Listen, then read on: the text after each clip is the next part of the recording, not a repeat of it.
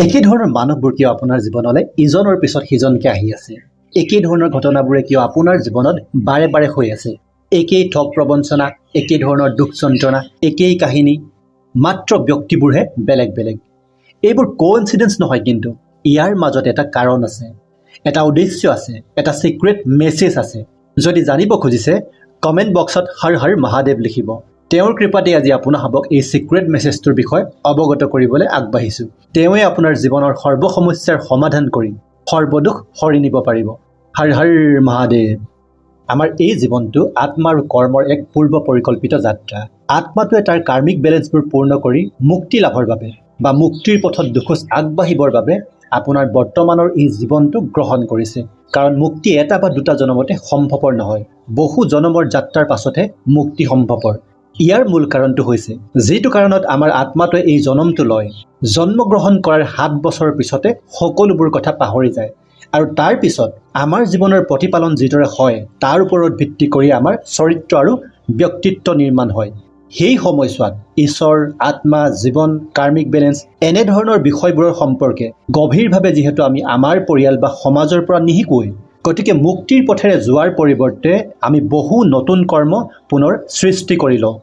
ভাল কৰ্ম আৰু অভিজ্ঞতাবোৰে এহাতে যদি উত্থানত সহায় কৰে, বেয়াবোৰে আকৌ পতনত অৰিহণা যোগায়। কোনোবাই আপোনাক ঠাট্টা কৰিলে, বেয়া ব্যৱহাৰ কৰিলে, কোনোবাই বেয়াকে ঠগিলে, বিট্ৰে কৰিলে, কোনোবাই খং প্ৰকাশ কৰিলে, কোনোবাই এজনে নিজৰ ইগ' বা এটিটিউড দেখুৱালে, তেতিয়া কি হয়, মনৰ মাজত সেই ব্যক্তিজনৰ বাবে এটা বেয়া ভাৱৰ সৃষ্টি হয়, প্ৰতিশোধমূলক মানসিকতা গঢ় লৈ উঠে। আহিছিলোঁ পূৰ্বৰ জনমৰ কৰ্ম ক্লিয়াৰ কৰিবলৈ, আৰু ইয়াত আহি নতুনকৈ আকৌ বহু কৰ্ম সৃষ্টি কৰি লৈছোঁ, বেছিকৈহে আমি বান্ধ খাই পৰিছোঁ। এইদৰে এই নতুন কৰ্ম সৃষ্টিৰে কৰ্মবন্ধনত বান্ধ খোৱাৰ প্ৰক্ৰিয়াটোৰ বাবেই এটা আত্মাই 200 পৰা 300 বা 500 বাৰ মানুহৰ জন্ম ল'ব লগা হয়, 5 লাইফ হিলাৰসকলৰ মন্তব্য অনুসৰি। এতিয়া কথাটো হ'ল, একেধৰণৰ মানুহবোৰে যে আমাৰ জীৱনলৈ আহি থাকে, একেধৰণৰ ঘটনাবোৰেই যে আমাৰ জীৱনত হৈ থাকে, তাতো আমাৰ কৰ্মৰে প্ৰভাৱ আছে নেকি? হয়, নিশ্চিতভাৱে তাতো আমাৰ কৰ্মৰে প্ৰভাৱ আছে। কিন্তু তাৰ অন্তৰালত এটা গোপন ৰহস্য আছে। কি সেই ৰহস্যটো? এইখিনিতে কথা এটা মন কৰিব লগা যে একেধৰণৰ মানুহবোৰ ইজনৰ পিছত সিজনকে আপোনাৰ জীৱনলৈ আহিলেও কিন্তু কোনোবা এজন বা দুজনেহে আপোনাক ভিতৰৰ পৰা জোকাৰি যায়। আৰু একেধৰণৰ ঘটনাবোৰ হৈ থাকিলেও কোনোবা বিশেষ এটা বা দুটা ঘটনাইহে আপোনাৰ মনত ট্ৰমাৰ সৃষ্টি কৰে। সেই বিশেষ ব্যক্তিজন বা বিশেষ ঘটনাটো এই কাৰণেই হয় যাতে আপুনি আপোনাৰ ভিতৰত থকা মানুহজনক, ইনাৰ মেনজনক জগাব পাৰে। কাৰণ আত্মাই উদ্দেশ্য পূৰণ কৰিবলৈ হ'লে আপুনি আত্মামুখী যাত্ৰা কৰিবই লাগিব। আৰু সৰহসংখ্যক ব্যক্তিয়ে ঠেকেচা খাইহে নিজক চিনাৰ যাত্ৰাটো আৰম্ভ কৰে। কিছু সংখ্যকে এই যাত্ৰা কিন্তু ইচ্ছাকৃতভাৱে কৰে, স্পেচিয়েলি যিবোৰ চ'ল মেচিয়ৰ আৰু জীৱন মৃত্যুৰ এই যাত্ৰাত অভিজ্ঞ। বাৰে বাৰে যদি আপোনাক কোনোবাই ভৰসা দিও ঠগি আছে, প্ৰতাৰণা কৰি আছে, তাৰ অন্তৰালত থকা ৰহস্যটো হৈছে আপোনাক আপোনাৰ আত্মাই ইণ্ডিপেণ্ডেণ্ট হ'ব কৈছে, আত্মনিৰ্ভৰশীল হ'ব কৈছে। প্ৰতিবাৰতে আপুনি আনৰ ওপৰত ভৰসা কৰিবলৈ যোৱাৰ বাবেহে আনে আপোনাক ঠগাৰ সুবিধাটো পাইছে। যিদিনাই আপুনি আত্মনিৰ্ভৰশীল হৈ উঠিব, সেইদিনাৰে পৰা তেনে ব্যক্তি আপোনাৰ জীৱনত নাইকিয়া হৈ পৰিব। আৰু তেনে ঘটনা আপোনাৰ জীৱনত কেতিয়াও দুনাই নঘটে। যেতিয়া আপুনি সঘনাই একেধৰণৰ ফলবোৰ বা দুখবোৰ খুচৰিবলৈ ধৰে আনৰ মাজত, তেতিয়া আপোনাৰ আত্মাই ক'ব বিচাৰে যে আপোনাৰ জীৱনত একচেপ্টেন্স আৰু ফৰগিভনেছৰ, ক্ষমাৰ প্ৰয়োজন আছে। কাৰণ কোনো মানুহেই পাৰফেক্ট নহয়। আমি সকলো আত্মাৰ মুক্তিৰ এক পাঠশালাত একেলগে পঢ়ি আছোঁ। কোনোবা যদি ক্লাছ 1ত আছে, কোনোবা ক্লাছ 2ত আৰু কোনোবা ক্লাছ 10ত। এতিয়া ক্লাছ 1ত থকা মানুহ এজনৰ কৰ্ম আৰু চিন্তাধাৰাবোৰ দেখি খং কৰিলে বা নিশংস হ'লে হ'ব জানো? আপুনি নিজৰ অধ্যয়নতহে মন দিব লাগে। সেই ব্যক্তিজনে আপোনাৰ সজাগতাখিনি পাবলৈ হ'লে হয়তো আৰু বহুবাৰ তেওঁ জন্ম ল'ব লাগিবও পাৰে।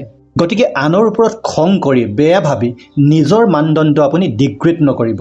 একচেপ্ট কৰিবলৈ আৰু ক্ষমা কৰিবলৈ শিকাৰ লগে লগে আপোনাক বাহিৰা কোনো কথা বা কৰ্মই ক্ষতি সাধন কৰিব নোৱাৰে।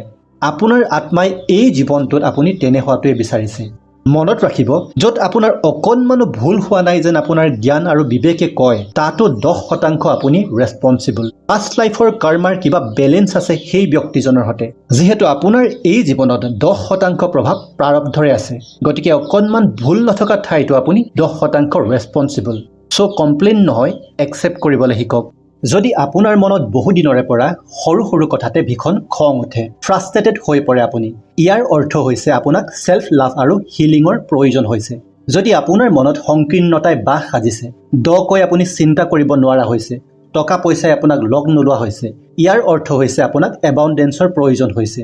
চ' মেইন কথাটো হৈছে যি হৈ আছে আমাৰ লগত, সি আমাক পাকে প্ৰকাৰে আমি কি কৰিব লাগে তাকেই বুজাই আছে, আৰু আমি তাক নুবুজাৰ বাবে সি বাৰে বাৰে হৈ আছে আমাৰ জীৱনত। যেতিয়ালৈকে বুজি লৈ কৰিব লগা কামটো নকৰে, তেতিয়ালৈকে একেবোৰ ঘটনাই হৈ থাকিব, একেধৰণৰ মানুহেই আপোনাৰ জীৱনলৈ বাৰে বাৰে আহি থাকিব।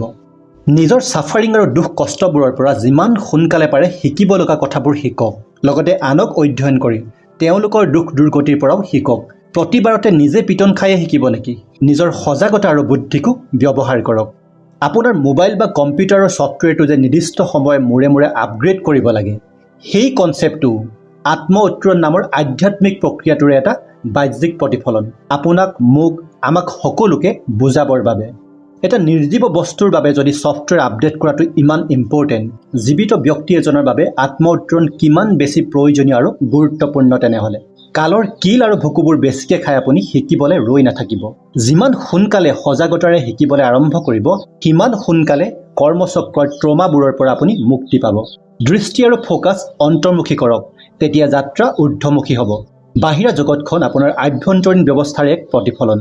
সমস্যা বাহিৰত দেখা পাইছে মানে কাম ভিতৰত কৰিব লগা আছে, নিজৰ ভিতৰত। ভিডিঅ'টো চাই আপোনাৰ মনত কেনেধৰণৰ ভাৱৰ উদয় হৈছে আমাকো জনাব কমেণ্ট বক্সত। ভাল পালে লাইক শ্বেয়াৰ কৰি আমাৰ মিছনৰ সহযাত্ৰী হ'বলৈ কুণ্ঠাবোধ নকৰিব, আৰু নতুনসকলে আমাৰ চেনেলটো ছাবস্ক্ৰাইব কৰি ল'ব। ধন্যবাদ।